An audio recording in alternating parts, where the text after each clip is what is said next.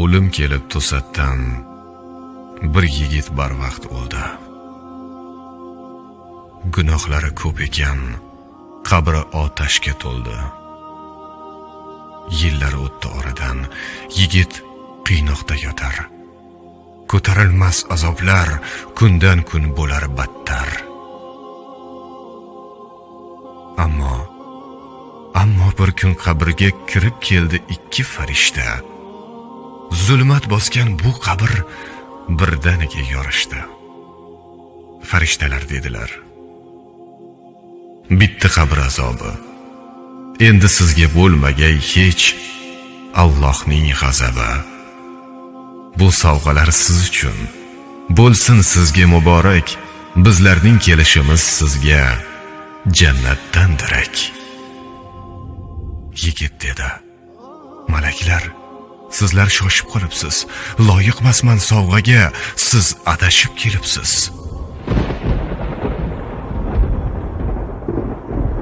Orzularim ko'p edi.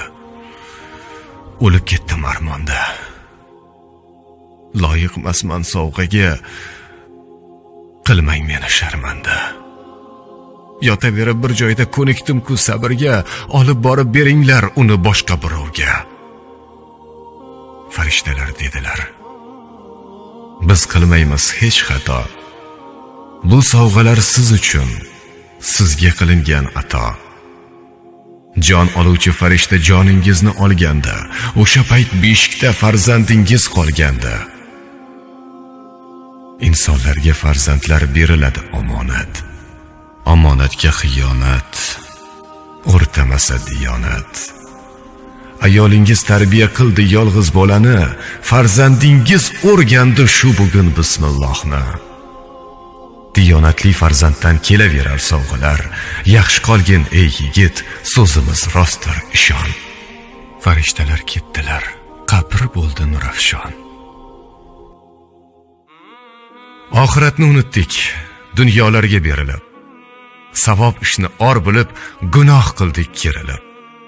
Bismillohni o'rganib shuncha savob bo'lsa gar, qancha savob bo'lar ekan Qur'on o'qisak agar. Duo qiling azizlar, farzandlar olim bo'lsin. Ulashing bu lavhani, boshqalar ham bilsin.